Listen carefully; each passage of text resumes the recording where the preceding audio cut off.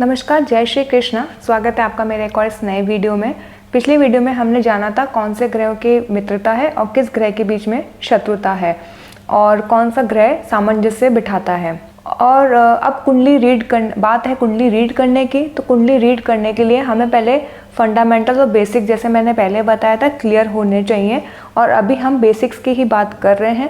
जैसे हमने एक एक चीज़ों को धीरे धीरे समझ रहे हैं कि पहले हमने राशि के स्वभाव, तत्व और ग्रहों के स्वभाव, ये सब चीज़ समझी हमने। फिर ग्रहों की मित्रता शत्रुता भी समझी। और अब हम समझेंगे कि कौन सा ग्रह किस राशि में उच्च का होता है और किस राशि में नीच का होता है। ये सब इसलिए ज़रूरी है क्योंकि हम जब कुंडली का प्रेडिक्शन करेंगे तो हमें ये पता होना चाहिए, क्योंकि ज़रूरी नहीं कि सूर्य अपनी राशि में हो या अपने मित्र की राशि में ही हो।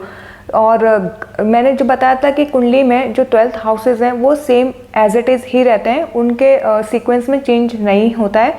लग्न से फर्स्ट हाउस चलता है and then second anticlockwise move करता है। और राशि की बात, तो राशि किसी भी हाउस में हो सकती है, ग्रह किसी भी राशि में हो सकते हैं, किसी भी हाउस में हो सकते हैं। अब ग्रहों की उच्च और नीच स्थिति जानने के लिए हम सबसे पहले शुरू करेंगे सूर्य से। सूर्य फर्स्ट नंबर का प्लैनेट है, सूर्य से ही सब कुछ है। और सूर्य आत्मकारक ग्रह माना जाता है ज्योतिष में, और सूर्य से ही दिन की शुरुआत होती है। तो सूर्य ही एक हमारे जो सौर मंडल में सूर्य ही केंद्र है सारे ग्रहों का, और सारे ग्रह सूर्य के ही चारों ओर चक्कर लगाते हैं। तो शुरुआत ज्योतिष में सूर्य से ही की जाती है। तो बात करते हैं सूर्य। तो सूर्य कौन से राशि में उच्च का होता है, कौन सी राशि में वो नीच का होता है। ज्योतिष के अनुसार सूर्य की जो उच्च की राशि है वो मेष राशि है, फर्स्ट नंबर की राशि। और जहाँ पे वो नीच का होता है वो है तुला राशि, यानी 7वें नंबर की राशि। अब मैंने इससे पिछले वाली वीडियो में आपको राशि और उसके लॉर्ड्स भी बताए थे कि कौन सी राशि का क्या स्वामी है और उसका क्या स्वभाव है। तो मैं आई बटन में वो लिंक भी लगा दूंगी, तो आप उसको एक बार और देख लीजिएगा। आप स्टेप बाय स्टेप अगर यहाँ तक आप देख रहे हैं वीडियो, तो आपको पीछे की चीज़ें सब समझ में आ गई होंगी, जिसके बेस पे अब आने वाली चीज़ें आपको ईजिली समझ में आ जाएगी। अब यहाँ पे सवाल होता है कि मन में प्रश्न आता है कि कैसे उच्च का और कैसे नीच का हो गया। तो यहाँ पे ये देखा जाता है कि राशि का जो स्वभाव है वो जो ग्रहों का स्वभाव है उससे मेल खाता है कि नहीं खाता है। जैसे सूर्य का जो स्वभाव है आत्मविश्वासी, आत्मबल, विल पावर बहुत सूर्य के स्ट्रांग है। सूर्य एक रूलिंग प्लैनेट है, सबको रूल करता है। सूर्य एक राजा है। अगर आप राजा को बोलो कि आप निष्पक्ष हो जाओ और किसी का भी पक्ष मत लो, कूटनीति से इस चीज़ का फैसला कर दो, तो राजा ऐसा नहीं करता। जो लीडर होता है वो किसी भी एक पक्ष पे खड़ा रहेगा, लेकिन खड़ा ज़रूर रहेगा, क्योंकि उनमें आत्मबल होता है, कॉन्फिडेंट होते हैं बिल्कुल। तो कोई सा भी एक पक्ष लेंगे, लेकिन लेंगे ज़रूर। लेकिन जो तुला राशि है, तुला राशि का जो स्वभाव हमने पिछली वाली वीडियो में पढ़ा था, उसके आधार पर हमें चीज़ समझ में आ जाएगी कैसे उच्च का हो गया, कैसे नीच का हो गया। तो तुला राशि में जो उसका आत्मबल होता है सूर्य का, वो कम हो जाता है। उसका जो बल है सूर्य का, वो संतुलन के बीच में अपना बल ढूंढता रहता है, क्योंकि तुला जो राशि है वो संतुलन बनाए रखने में विश्वास करती है, ना इधर और ना उधर।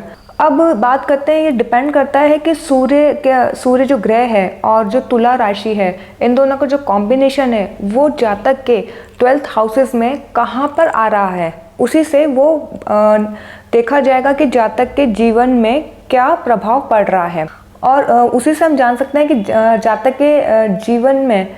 और ये जो कॉम्बिनेशन होता है, जिस राशि में सूर्य है, तुला राशि है, ये जो कॉम्बिनेशन होता है जातक के किस हाउस में आ रहा है और जातक के जीवन के किस पहलू को वो बता रहा है, वहाँ से चीज़ें जोड़ के देखी जाती हैं। कि सूर्य का स्वभाव समझ लिया, तुला राशि का स्वभाव समझ लिया, तुला राशि का तत्व भी हमने समझ लिया।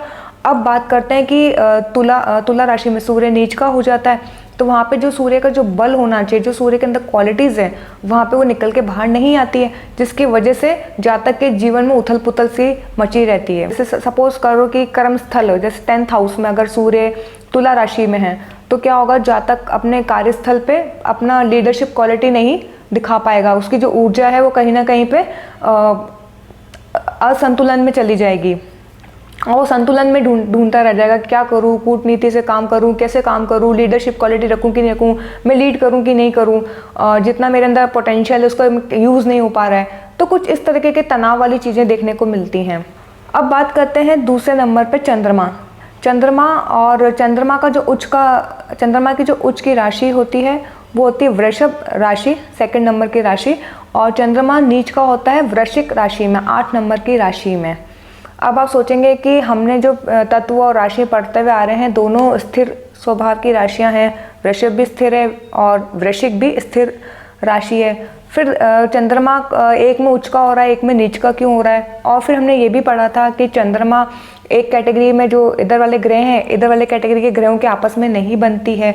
तो फिर वृषभ राशि में जो कि वृषभ जिसका ग्रह का स्वामी हुआ शुक्र, तो फिर चंद्रमा शुक्र के राशि में कैसे उच्च का हो गया? तो अगर आप इसको डिटेल में देखेंगे तो आपको चीज़ें समझ में आ जाएंगे। पहली बात तो ये समझते हैं कि चंद्रमा किसका कारक है? भावना का कारक है। बहुत इमोशनल प्लैनेट है चंद्रमा।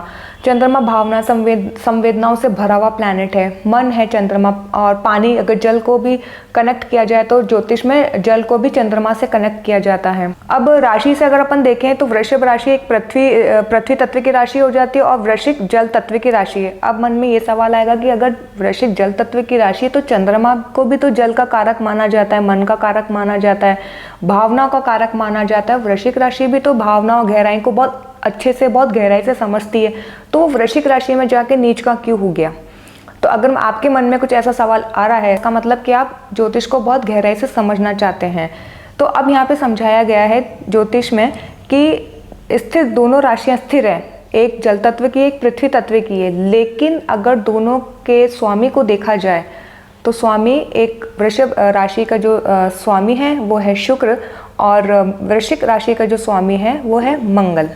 अब कहने को देखा जाए तो मंगल, चंद्रमा, गुरु, सूर्य तो आपस में मित्रता वाले ग्रह हो गए, पर लेकिन फिर ये नीच में कैसे जा रहा है? ज्योतिष में नैसर्गिक मित्रता शत्रुता की बात करें तो चंद्रमा का ऐसा कोई भी नैसर्गिक शत्रु नहीं है राहु और केतु को छोड़ के, क्योंकि राहु केतु का एक अलग उनकी स्टोरी है। तो वो चंद्र ग्रहण और ये सब होता है, उनको छोड़ के बाकी जितने भी प्लैनेट है चंद्रमा के अकॉर्डिंग, चंद्रमा की किसी से भी नैसर्गिक शत्रुता नहीं है। चंद्रमा एक भावुक प्लैनेट है, तो जो भावुक होता है ना कि जो भावुक लोग होते हैं वो जल्दी से किसी से शत्रुता नहीं रखते हैं, तो उसी प्रकार चंद्रमा एक भावुक प्लैनेट है, वो ज़्यादा किसी को अपना शत्रु नहीं मानता। लेकिन ज़रूरी नहीं है कि चंद्रमा अगर किसी को शत्रु नहीं मान रहा है तो चंद्रमा को भी सब अपना मित्र मान रहे हों।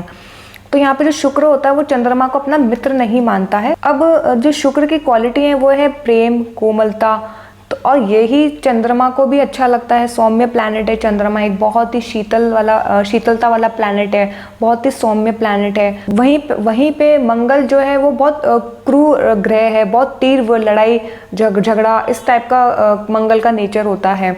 तो ज्योतिष में ग्रहों के भी स्वभाव उनके आधार पे ही सब बातें बताई गई हैं। जैसे चंद्रमा बहुत भावुक प्लैनेट है। अब होता क्या है कि अगर चंद्रमा एक भावुक प्लैनेट अगर किसी स्ट्रगल वाले प्लैनेट के साथ आगे बैठ गया, स्ट्रगल वाला प्लैनेट कौन सा हो गया? शनि। शनि एक स्लो प्लैनेट है, धीरे प्लैनेट है, स्ट्रगल बहुत आता है। तो अगर वो स्ट्रगल के साथ चंद्रमा बैठ जाएगा, चंद्रमा है भावुक, प्रेम और कोमलता का प्रतीक, एकदम बहुत संवेदनशील वाला प्लैनेट है। तो अब किसी संवेदनशील के साथ अगर स्ट्रगल जुड़ जाता है तो कॉम्बिनेशन ज़्यादा अच्छा नहीं होता है। वहाँ पे चंद्रमा अपनी भावना को व्यक्त नहीं कर पाता है, स्ट्रगल ही करता रह जाता है। तो चंद्रमा जिस भी प्लैनेट के साथ में उसका कंजक्शन होता है, या अगर वो प्लैनेट सौम्य है, उसी की तरह उसके गुण हैं, तो बहुत अच्छा रिस्पॉन्स करेगा। लेकिन अगर कोई प्लैनेट क्रूर स्वभाव का हुआ, इवन मंगल भी हुआ, अब मंगल का स्वभाव क्या है? क्रूर स्वभाव है, एकदम तीव्र ज्वालामुखी टाइप का स्वभाव है ना। मंगल को सेनापति भी कहा जाता है, मंगल ग्रह को। तो इस तरह का जो क्वालिटी है और चंद्रमा की क्वालिटी वो कहीं ना कहीं मिसमैच होती हैं। तो चंद्रमा अपना आपको जो चंद्रमा का बल है, जो चंद्रमा की क्वालिटीज़ हैं, वो मंगल के साथ इतनी बाहर निकल के नहीं आ पाती है।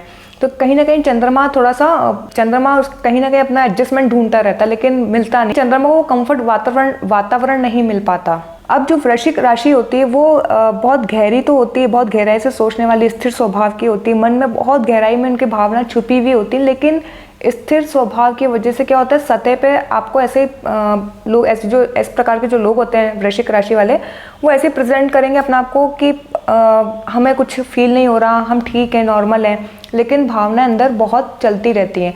और वृश्चिक राशि का स्वामी हो गया मंगल। अब क्या होता है कि जितनी भी भावना अंदर चल रही है वो दबती रहती है, वो बाहर प्रकट करना उनको नहीं आता, बताना नहीं आता उनको, क्योंकि अगर देखा जाए तो जो कॉम्बिनेशन है वो कुछ उसी प्रकार का कॉम्बिनेशन है।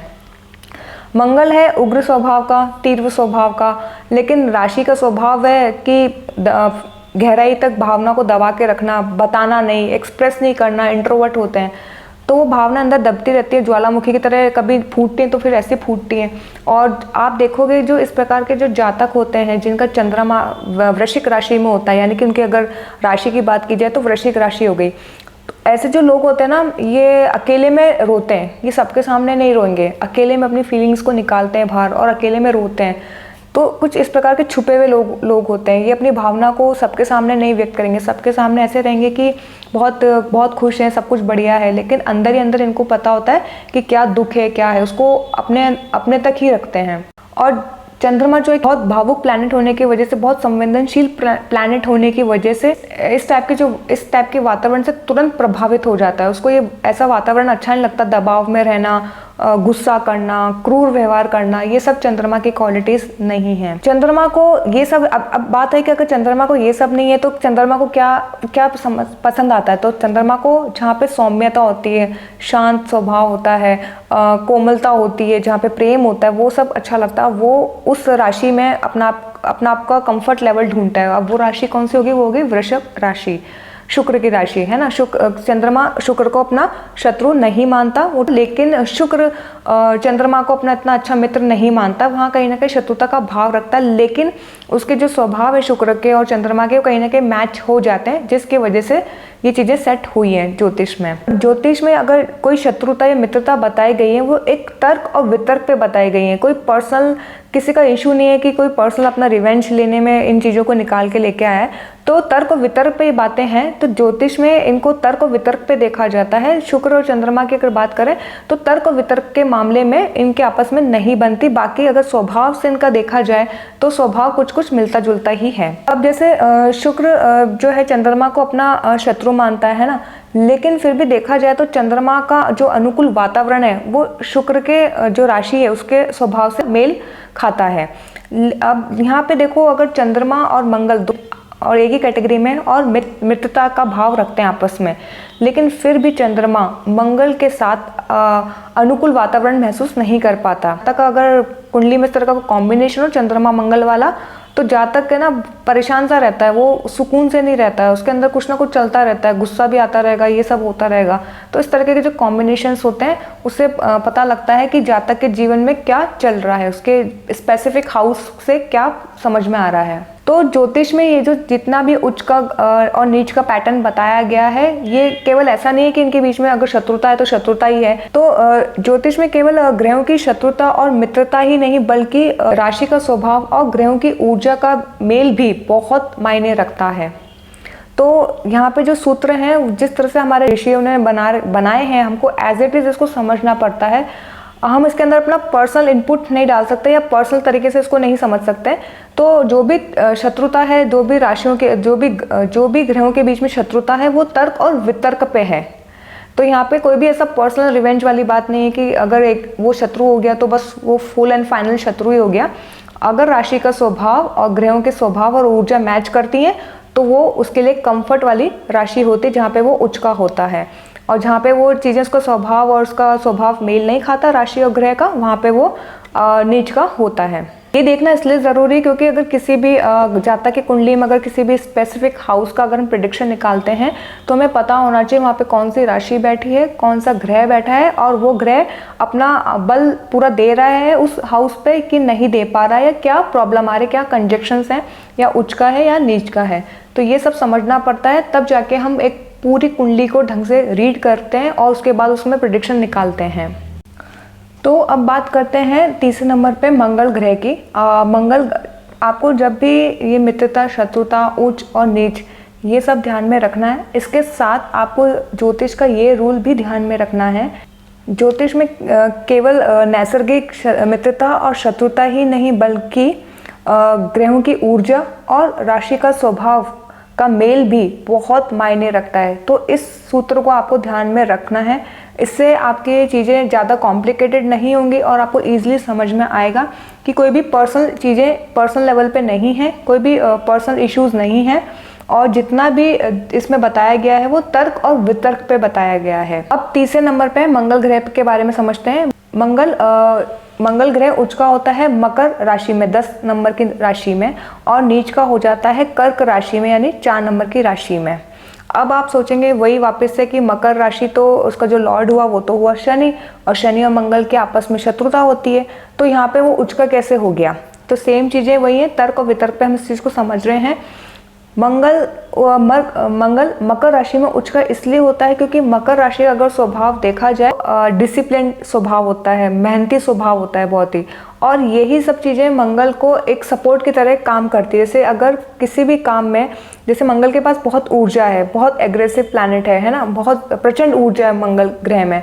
अब अगर इतने ऊर्जा को अगर कंट्रोल नहीं किया गया तो विस्फोटक का रूप ले लेती है। अगर कोई भी किसी भी कार्य में अगर डिसिप्लिन नहीं आ रहा है तो उस ऊर्जा का कोई वैल्यू नहीं रहता है।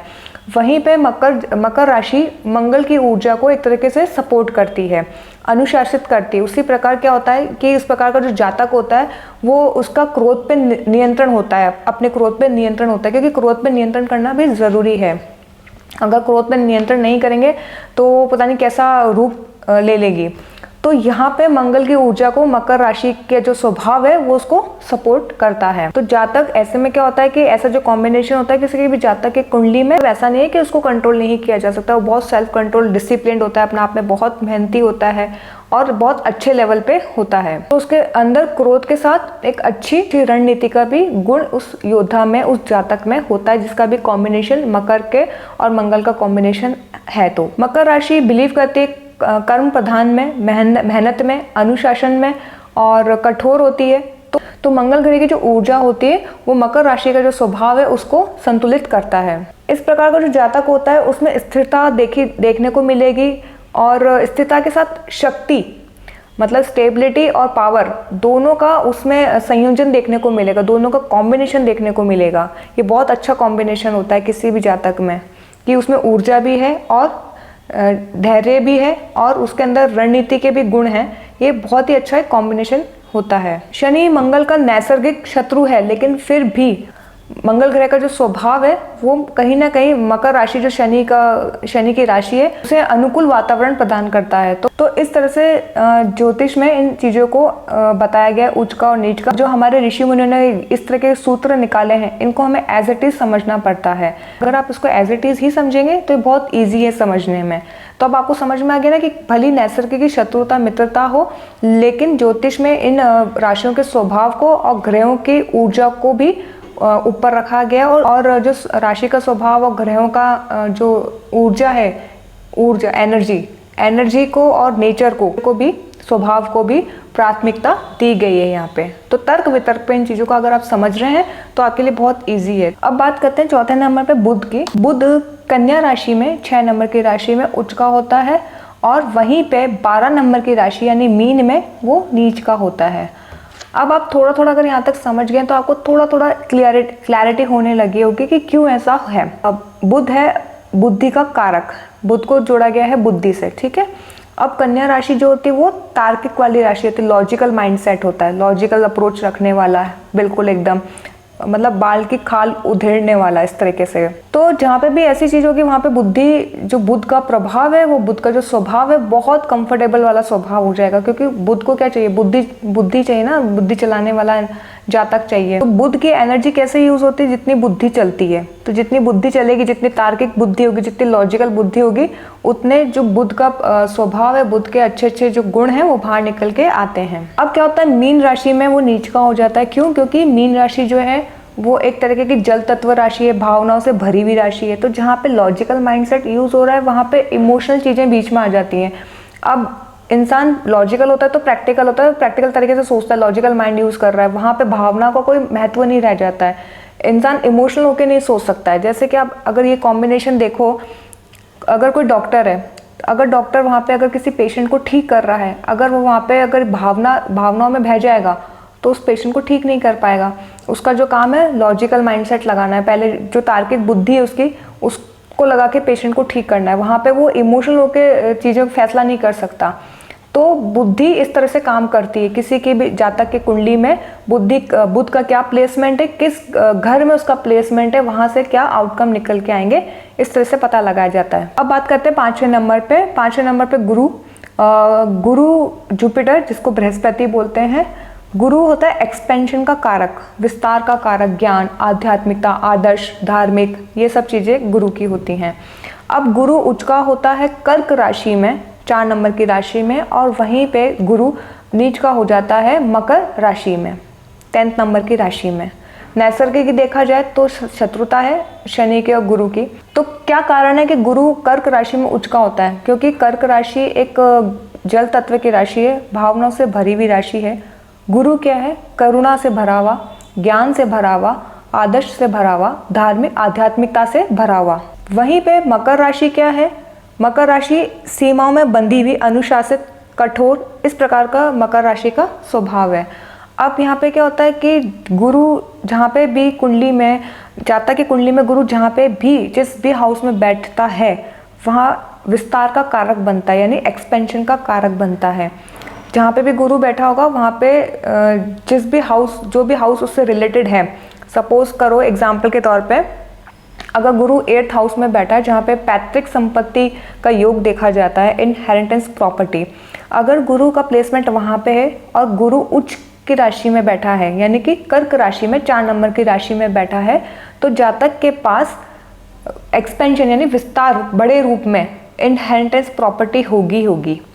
तो इस तरीके से जातक की कुंडली पे इन चीज़ों को अप्लाई करके देखा जाता है। तो पहले हम छोटा छोटा समझेंगे, फिर स्टेप बाय स्टेप हम इसको आगे समझेंगे। तो अभी मैंने आपको एग्जाम्पल के तौर पे इस चीज़ को समझाया ताकि ईजिली आपके लिए इसको याद रखना ईजी हो जाएगा, आपको उसको रटना नहीं पड़ेगा। गुरु चाहता है कि उसके पास जो ज्ञान है उसको बांटे, वो अपने सीमाओं में बंद के रहना पसंद नहीं करता। वो नहीं चाहता कि जो मेरे पास ज्ञान है उसको बस मैं अपने तक रखूं। अगर किसी का गुरु उच्च का है तो आप ऐसे जातक को देखेंगे कि वो अपने पास जो उसके पास ज्ञान होता है उसको वो बांटता है, बांटना उसको पसंद है, आध्यात्मिकता फैलाना पसंद है, अच्छे बातें करना पसंद है, आदर्शवादी बातें करना पसंद है, आदर्शवादी चीज़ें अपने समाज में, अपने आसपास फैलाना पसंद है। अच्छा, जो भी अच्छा होता है, अच्छे क्वालिटीज़ होती है गुरु की, उस चीज़ को वो आगे प्रचार करता है उसका, वो अपने पास रख के नहीं बैठता। लेकिन मकर राशि इसकी विपरीत होती है। मकर राशि सीमाओं में बंधी हुई, अनुशासित होती है, कठोर होती है, प्रैक्टिकल होती है।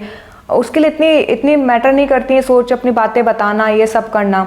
तो वहाँ पे जो गुरु होता है वहाँ पे वो मकर राशि में नीच का हो जाता है, वहाँ पे वो अपनी क्वालिटीज़ को बाहर नहीं निकाल पाता। मकर राशि में गुरु में क्या होता है कि जातक की जो फिलॉसफी है लाइफ को लेके और जो धार्मिक दृष्टिकोण है वो मकर राशि में पनप नहीं पाता है, बाहर नहीं आ पाता है। तो वहाँ पे एक घुटन वाला वातावरण बन जाता है। गुरु जहाँ पे नैतिकता, आदर्शवादी और ये सब बातें करता है, वहीं पे मकर राशि का जो स्वभाव है बहुत प्रैक्टिकलिटी पे बिलीव होता है कि ये सब तो ठीक है, बात अगर व्यवहारिक के आए तो ये सब मैटर नहीं करता है, उस टाइप का कुछ नेचर होता है। मकर राशि जो होती है वो भावना से बहुत दूर होती है, उनके लिए भावना, इमोशनल होना इतना मैटर नहीं करता। लेकिन कर्क राशि बहुत ही इमोशनल राशि बताई गई है ज्योतिष में। जितने भी गुरु के अच्छे गुण हैं कर्क राशि में वो नर्चर होते हैं, वहाँ पे उनको पोषण मिलता है। ऐसा जातक जो होगा ना वो अपने ज्ञान का भी विस्तार करना पसंद करेगा, अपने पास जो भी उसके पास दृष्टिकोण है, जो भी उसकी लाइफ की फिलॉसफी है उसको बताना, उसको शेयर करना पसंद करेगा ताकि दूसरे लोग उससे मोटिवेट हो सकें और सही रास्ते पे चल सकें। सच्चा मार्ग कोई अगर दिखाता है तो वो कहते हैं कि गुरु है, क्योंकि गुरु क्या है? ज्ञान है। सबसे बड़ी चीज़ है गुरु ज्ञान है। अगर गुरु अच्छा है, किसी के भी जातक की कुंडली में ज्ञान अच्छा है तो बहुत अच्छा उसकी लाइफ बहुत अच्छी होती है। बुद्धि अच्छी है तो लाइफ अच्छी है। चंद्रमा से देखते हैं, अगर मन अच्छा है तो जातक सुकून से रहेगा, शांति से रहेगा। तो कुछ ऐसी चीज़ें हैं जो देखी जाती हैं। तो आने वाली वीडियोस में हम उस पर भी बात करेंगे। फिलहाल अभी हम इतना ही समझते हैं कि कौन सा ग्रह उच्च का है, कौन सा ग्रह किस राशि में नीच का है और उसके क्या कारण हैं। अब बात करते हैं 6 नंबर पर शुक्र ग्रह की। शुक्र ग्रह उच्च का होता है मीन राशि में, यानी 12 नंबर की राशि में, और नीच का हो जाता है 6 नंबर की यानी कन्या राशि में। शुक्र का अगर स्वभाव देखा जाए तो भोग, विलासिता, सुंदरता, आकर्षण, ये सब है। कन्या राशि का स्वभाव लॉजिकल, तार्किक बुद्धि, आलोचनात्मक बुद्धि, इस टाइप का बिहेवियर है, व्यवहारिकता, बहुत प्रैक्टिकल। और कन्या राशि का एक और स्वभाव है कि जो कन्या राशि के जो जातक होते हैं बहुत सेवा भावी जातक होते हैं। कन्या राशि को सेवा करना अच्छा लगता है। शुक्र को भोग, विलासिता में रहना पसंद है। अब अगर देखा जाए तो जो मीन राशि है उसका जो अगर स्वभाव है जल तत्व की राशि है, इमेजिनेशन, बहुत ही कल्पनाशील वाली राशि है, बहुत इमेजिनेशन मतलब बोले एक्सट्रीम इमेजिनेशन लेवल होता है इनका। और शुक्र क्या है, शुक्र भी एक तरीके से कि इमेजिनेशन में खोए रहना पसंद करता है, कि भोग विलासिता की चीज़ें हो, कंफर्ट वाली चीज़ें उसके आसपास हो, उसके सपने देखना। ऐसा जो जातक होता है, मतलब राशि बोलूँ या जातक बोलूँ तो सेम चीज़ें हैं। ऐसा जो जातक होता है वो उन्हीं सपनों में खोए रहता है कि कैसे मेरे पास कंफर्ट वाली चीज़ें रहें, आज ये कंफर्ट वाली है तो कल दूसरी कंफर्ट वाली चीज़ें लेनी है। तो इस टाइप का कुछ बिहेवियर होता है। जहाँ पे मीन राशि में इमेजिनेशन की पावर बहुत अच्छी होती है, वहीं पे कन्या राशि बहुत व्यवहारिक वाली राशि होती है, बहुत प्रैक्टिकल वाली राशि होती है। तो दोनों का जो कॉम्बिनेशन है, जो शुक्र के साथ अगर बैठता है तो वो मीन राशि का बैठता है, कन्या राशि का नहीं बैठता है। शुक्र प्रेम सौंदर्य का प्रतीक है और कन्या राशि एक लॉजिकल बुद्धि माइंडसेट का प्रतीक है। तो जहाँ पे प्रेम की बात आती है वहाँ पे लॉजिकल बुद्धि नहीं लगाई जा सकती। और इंसान अगर इस टाइप का अगर इंसान का अगर नेचर हो कि जहाँ पे भी वो लॉजिकल बुद्धि लगाता है तो वहाँ पे उसको प्रेम नहीं मिलता है। वो हमेशा उस चीज़ में क्रिटिसाइज करता रहेगा और एनालिटिक तरीके से जो उसका प्रेम वाले जो शुक्र की क्वालिटीज़ हैं वो बाहर निकल के नहीं आ पाती है। तो जो शुक्र की क्वालिटीज़ है वो कन्या राशि में बाधक बनती है जातक के जीवन में, जैसे कि प्रेम में, सौंदर्य में, भोग विलासिता में। यहाँ पे जो शुक्र की क्वालिटीज़ है वो वातावरण उसके अनुकूल नहीं हो पाता। तो कन्या राशि शुक्र की जो क्वालिटी है उसमें जैसे कि इमेजिनेशन वाली क्वालिटी है तो वो उसमें बाधक बनती है। जातक के प्रेम संबंधों में बाधक बनती है कन्या राशि, हर जगह लॉजिकल माइंडसेट यूज़ नहीं करना होता है। तो इस तरीके के जो स्वभाव होते हैं उस हिसाब से उनका प्रभाव पड़ता है। ऐसे जातक आप देखोगे तो व्यक्ति प्रेम ढूंढने की कोशिश करता है। अगर किसी का भी शुक्र अगर कन्या राशि में हुआ तो क्या होगा कि जातक प्रेम भी चाहेगा जीवन में, लेकिन उसका जो लॉजिकल माइंडसेट है वो बाधक बनेगा। तो ऐसा जो व्यक्ति होता है वो लॉजिकल माइंडसेट ही लगाता ये अच्छा नहीं, वो अच्छा नहीं, इसमें ये खराबी, उसमें वो खराबी। चलो ठीक है, प्रेम व्रेम तो सब ठीक है, प्यार अपनी जगह पे, लेकिन बात प्रैक्टिकलिटी की आती है तब क्या होगा, तब क्या ये हमारा रिलेशन चलेगा कि नहीं चलेगा। कुछ इस तरीके के स्वभाव व्यक्ति में देखने को मिलते हैं क्योंकि उसका शुक्र अगर कन्या राशि में नीच में हुआ तो।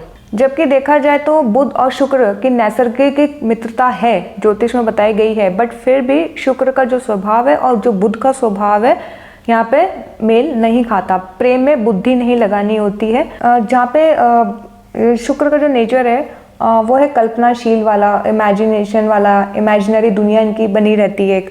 और वहीं पे वो कन्या राशि में अगर शुक्र आ गया तो क्या होगा कि वो व्यवहारिकता में दब जाता है। उसके जो फीलिंग्स है, उसके जो गुण है शुक्र के, वो कम हो जाते हैं। इससे क्या होता है कि जातक के जीवन में कंफर्ट जोन की एक कश्मकश चलती रहती है। उसके लाइफ में कंफर्ट जोन नहीं आ पाता, क्योंकि कंफर्ट जोन आएगा कैसे, वो हमेशा अपनी बुद्धि यूज़ करता रहेगा। प्यार उसकी लाइफ में आएगा कैसे, क्योंकि हमेशा अपनी बुद्धि यूज़ करता रहेगा, ये ठीक नहीं, वो ठीक नहीं। तो इस तरह के जातक के लाइफ में उथल पुथल मची रहती है। अब इसमें एक और चीज़ है कि कन्या राशि जो होती है वो चाहती है कि वो सेवा करे, सेवा भावी होती है कन्या राशि। लेकिन अगर शुक्र की प्लेसमेंट कन्या राशि में हो तो ऐसे में क्या होगा कि शुक्र जीवन का आनंद लेना चाहता है, भोग विलासिता की चीज़ों में लगे रहना चाहता है, लेकिन कन्या राशि यहाँ पे है कि सेवा करना चाहती है, अपने जीवन में कर्तव्य को प्राथमिकता देना चाहती है। तो यहाँ पे जीवन में जातक के जीवन में ऐसे उथल पुथल मची रहती है। वो डिसाइड ही नहीं कर पाता है कि उसको लाइफ में चाहिए क्या, कि उसको कंफर्ट जोन चाहिए कि या उसको सेवा करनी है तो कैसे करेगा। अगर शुक्र उसका नीच में है, कन्या राशि में है, तो उसके पास पैसे धन का भी अभाव होगा। तो धन के अभाव में वो सेवा वैसे भी नहीं कर पाएगा, तो कैसे करेगा, क्या करेगा। इसी तरीके से उसकी लाइफ में उथल पुथल चलती रहती है। और इस उथल पुथल में वो अपने जीवन की जो कंफर्ट वाली चीज़ें होती हैं उसका भी आनंद नहीं उठा पाता है। अब बात करते हैं 7वें नंबर पे लास्ट ग्रह की, शनि ग्रह।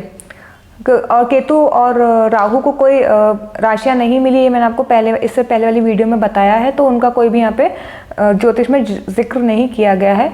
तो शनि तक लास्ट है। शनि जो ग्रह है वो कर्म प्रधान ग्रह है, मेहनती है, अनुशासित है, डिसिप्लिन्ड है, बहुत ज़्यादा कठोर है, धीमा प्लैनेट है। तो यहाँ पे शनि तुला राशि यानी कि अपने मित्र की राशि में 7वें नंबर की राशि में उच्च का होता है, और मंगल की राशि मेष पहले नंबर की राशि में ये नीच का होता है। अब मैंने आपको राशि के स्वभाव में एक बात सारे स्वभाव बताए थे राशि के। मेष राशि का जो स्वभाव होता है वो अधीर स्वभाव होता है, अधीरपन उनमें बहुत होता है। अच्छी क्वालिटीज़ भी हैं और बुरी क्वालिटीज़ भी हैं, लीडरशिप की क्वालिटीज़ भी हैं कि लीडर को आप चुपचाप नहीं बिठा सकते, उसको ये नहीं बोल सकते कि तुम पीछे जाके बैठो। जो भी जिसमें भी लीडरशिप की क्वालिटीज़ होती है वो आपको फ्रंट पे मिलेगा, हमेशा आगे खड़ा हुआ मिलेगा, पीछे भीड़ में पीछे नहीं खड़ा रहेगा। लेकिन यहाँ पे जो शनि होता है, शनि का जो स्वभाव है वो स्लो है, उसमें एग्रेसिवनेस नहीं है कि मैं कर लेता हूँ, मैं आगे लीडर बन जाता हूँ, ऐसी क्वालिटीज़ नहीं है। जातक के जीवन में जो भी प्रभाव पड़ते हैं वो स्लो वाले रहते हैं, स्ट्रगल वाले रहते हैं। किसी सपोज करो अगर शनि किसी के भी 10th हाउस में है तो जातक का आप देखेंगे करियर बहुत ही स्लो चल रहा होगा, वहाँ पे स्ट्रगल होगा। तो कुछ इस तरीके का स्वभाव होता है शनि का। लेकिन शनि अगर स्लो प्लैनेट है, स्ट्रगल वाला प्लैनेट है, लेकिन उसका एक अच्छा है कि वो स्टेबिलिटी भी देता है। तो भली जल्दबाजी में स्टेबिलिटी नहीं आएगी, लेकिन आएगी ज़रूर। जितना समय निकलता जाएगा और जातक जितना प्रयास मेहनत करता रहेगा एक ही फील्ड में, उसको वहाँ पे स्टेबिलिटी मिलनी शुरू हो जाती है। तो यहाँ पे शनि तुला राशि में उच्च का होता है, 7 नंबर की राशि में, और ये होता है मेष राशि में नीच का, यानी कि पहले नंबर की राशि मेष राशि में।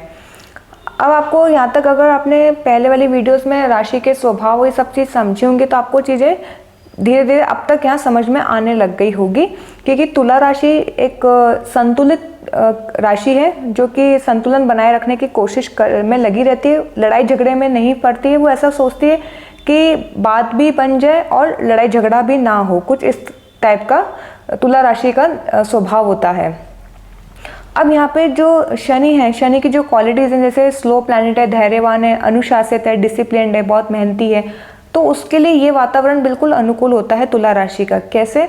शनि का जो स्वभाव है, शनि का स्वभाव कहता है कि पहले रुको, सोचो, समझो, योजना बनाओ और फिर चलो। लेकिन जो मेष राशि है उसमें अधीरपन बहुत होता है। तो मेष राशि कहती है कि सोचो मत, बस करो। तो यहाँ पे शनि का जो स्वभाव है और मेष राशि का जो स्वभाव है वो विपरीत है। मेष राशि जो होती है आक्रामक होती है, बस करो, चलो, अभी लीडरशिप वाली क्वालिटी, अधीरपन, और शनि को अधीरपन अच्छा नहीं लगता। शनि धैर्य से हर काम को करता है, लेकिन स्लोली लेकिन पक्का काम होता है, जल्दबाजी का काम नहीं होता है शनि का। तुला राशि में न्याय और संतुलन से शनि को यहाँ पे बल मिलता है इस राशि में।